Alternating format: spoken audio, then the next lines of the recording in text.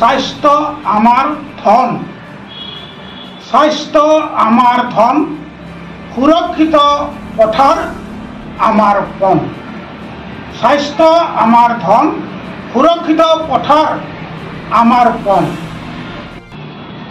সন্মানিত কৃষক বন্ধুসকল, সন্মানীয় ৰাইজ আৰু অসম গণ পৰিষদৰ সকলো পৰ্যায়ৰ বিষয়ববীয়া, জিলা সমিতিৰ বিষয়ববীয়া, সমষ্টি সমিতিৰ বিষয়ববীয়া আৰু সকলো ভাতৃ ভগ্নী সংগঠনৰ সভাপতি, সাধাৰণ সম্পাদক, কাৰ্যকৰী সভাপতি প্ৰমুখ্যে বিষয়ববীয়াসকল, আপোনালোক আটাইয়ে অৱগত যে অহা কাইলৈ 28 জানুৱাৰী 1894 চনত এই 28 জানুৱাৰী তাৰিখত দৰং জিলাৰ পথৰুঘাটত ব্ৰিটিছ চৰকাৰে গ্ৰহণ কৰা খাজনা বৃদ্ধিৰ সিদ্ধান্তৰ প্ৰতিবাদ কৰিবলৈ গৈ 140 জন কৃষক শ্বহীদ হ'ব লগা হৈছিল।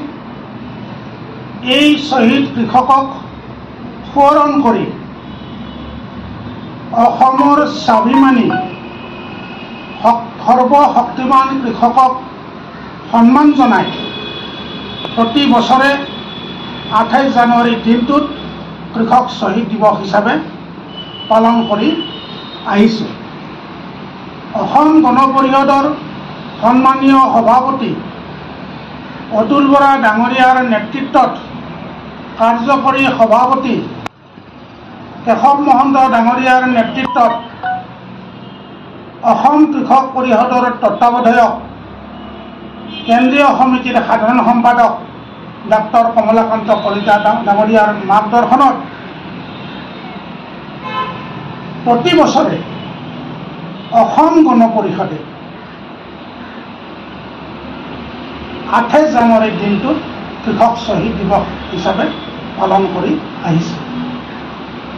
এইবেলিও অসম কৃষক পৰিষদৰ কেন্দ্ৰীয় সমিতিৰ উদ্যোগত আমবাৰীত অনুষ্টুপীয়াকৈ কৃষক শ্বহীদ দিৱস পালন কৰিবলৈ বিচাৰিছোঁ। এই কাৰ্যসূচীত আমি কৃষকক শ্বহীদ তৰ্পণ হিচাপে আমি কৃষক শ্বহীদ পৰিয়ালৰ সন্মানীয় ব্যক্তিক আমি আমন্ত্ৰণ কৰি আনিছোঁ। তেখেতসকলে আহি শ্বহীদ তৰ্পণ কৰিব। একেদৰে আমাৰ অসম গণ পৰিষদৰ কেন্দ্ৰীয় নেতৃত্বও আহিব, শ্বহীদ তৰ্পণ কৰিব। আমি নাম প্ৰসংগৰে পথৰুঘাটত শ্বহীদ হোৱা কৃষকক আমি সোঁৱৰণ কৰিম।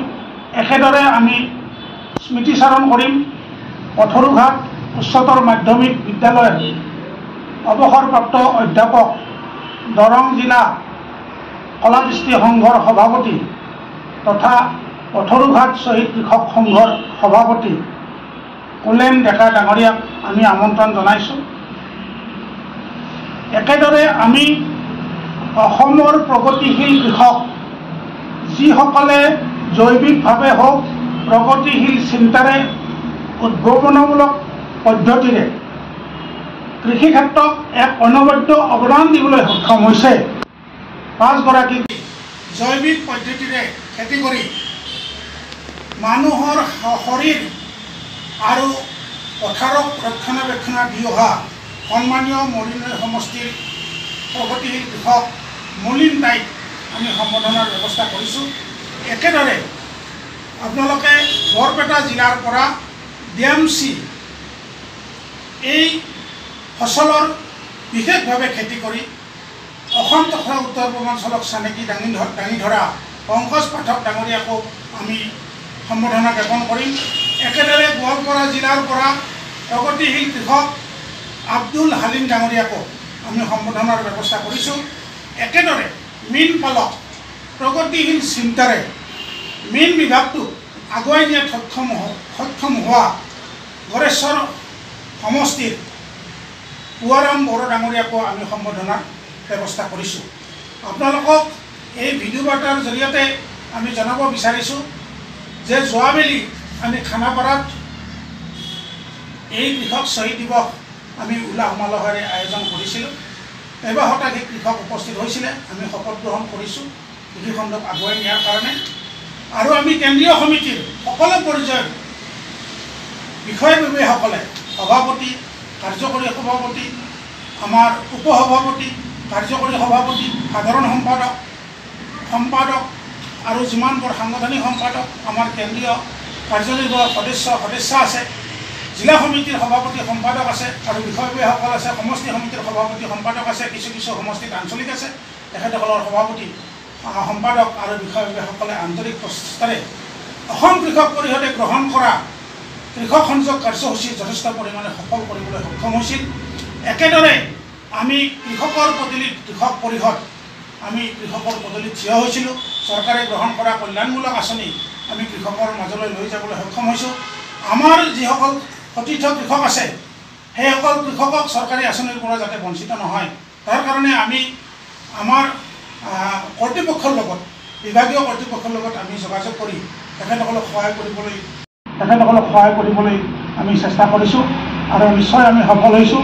আৰু আশা কৰিছোঁ অহাকাইলৈ কাৰ্যসূচীটো আমি তেখেতসকলৰ উপস্থিতি আমি কামনা কৰিম। তেখেতসকলে আমাক সহায় সহযোগিতা কৰিব।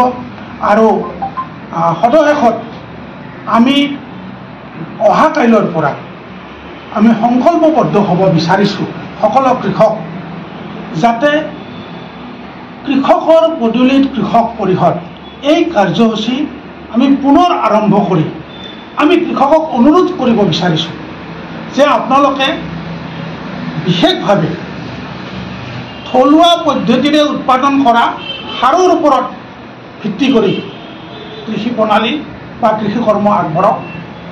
জৈৱিকভাৱে কৃষি পদ্ধতিৰ ওপৰত বেছি গুৰুত্ব দিয়ক। ৰাসায়নিক সাৰ অতিমাত্ৰা ব্যৱহাৰ কৰাৰ পৰা আঁতৰি থাকক, যাতে আমি শৰীৰক, আমাৰ আত্মাক ৰক্ষা কৰিব পাৰোঁ, একেদৰে আমাৰ পথাৰখনক আমি ৰক্ষা কৰিব পাৰোঁ। সেইকাৰণে আমি অহাকাইলৈ এটা আমাৰ অভিযান আৰম্ভ কৰিব বিচাৰিছোঁ যে সুৰক্ষিত ভৱিষ্যত নিশ্চিত কৰাৰ কাৰণে, জনগণৰ সুৰক্ষিত ভৱিষ্যত নিশ্চিত কৰাৰ কাৰণে যে আমি যাতে আমাৰ শৰীৰক, স্বাস্থ্য আমাৰ ধন, সুৰক্ষিত পথাৰ আমাৰ পণ। স্বাস্থ্য আমাৰ ধন, সুৰক্ষিত পথাৰ আমাৰ পণ। যেতিয়ালৈকে মানুহে সুস্বাস্থ্যৰ গৰাকী হৈ থাকিব, কৰ্ম ভক্তি কৰিব পাৰিব, একেদৰে যেতিয়ালৈকে আমাৰ পথাৰখন সুৰক্ষিত হৈ থাকিব, আমাৰ অসমী আইৰ বুকু সদায় নদন বদন হৈ থাকিব। হে কৃষক বন্ধুসকল, কেন্দ্ৰীয় সমিতিৰ তৰফৰ পৰা আমি কৰজোৰে হাতযোৰ কৰিছোঁ। আপোনালোকে অন্তঃসহকাৰে আত্মবিশ্বাসেৰে আমাৰ মূল লক্ষ্য আৰু উদ্দেশ্যক আগত ৰাখি কৃষি কৰ্মত নিজকে আত্মনিয়োগ কৰক আৰু আমাৰ যাতে অসমৰ গ্ৰাম্য অৰ্থনীতিৰ ভেটি অধিক শক্তিশালী কৰিব পাৰোঁ, তাৰ কাৰণে বিশেষ ব্যৱস্থা গ্ৰহণ কৰে। মই পুনৰবাৰ অসম গণ পৰিষদৰ সন্মানীয় সভাপতি, আপোচবিহীন নেতা অতুল বৰা ডাঙৰীয়া, কাৰ্যকৰী সভাপতি কেশৱ মহন্ত, যথেষ্ট বাস্তৱবাদী নেতা, আমাৰ অসম কৃষক পৰিষদৰ তত্ত্বাৱধায়ক ডাক্তৰ কমলা কলিতাৰ মাৰ্গদৰ্শন সদায় আমি বিচাৰিম। আৰু সকলো অসম গণ পৰিষদৰ সকলো পৰ্যায়ৰ বিষয়ববীয়া, ভাতৃ ভগ্নী সংগঠনৰ সকলো বিষয়ববীয়া, সকলো সতীৰ্থ কৃষক বন্ধুক অহাকাইলৈৰ অনুষ্ঠানত উপস্থিত থাকি আমাক উৎসাহ দিব বুলি আশা ৰাখিলোঁ। পুনৰবাৰ মই কৃষকসকলক ধন্যবাদ দিলোঁ। আমি আপোনালোকৰ ওচৰত দায়বদ্ধ আৰু একেদৰে অসমৰ শ্ৰমজীৱী ক্ষুদ্ৰ চাহ খেতিয়ককো আমি অহাকাইলৈৰ অনুষ্ঠানলৈ আমন্ত্ৰণ জনালোঁ। আপোনালোককো মই সেৱা জনাইছোঁ। আমি অসম কৃষক পৰিষদ, অসম গণ পৰিষদ আপোনালোকৰ ওচৰত দায়বদ্ধ। গতিকে আপোনালোকে আহক, আন্তৰিকতাৰে সহায় সহযোগিতা কৰক। ধন্যবাদ। অসম গণ পৰিষদ জিন্দাবাদ। অসম কৃষক পৰিষদ জিন্দাবাদ। জয় আই অসম, জয় আই অসম, জয় আই অসম।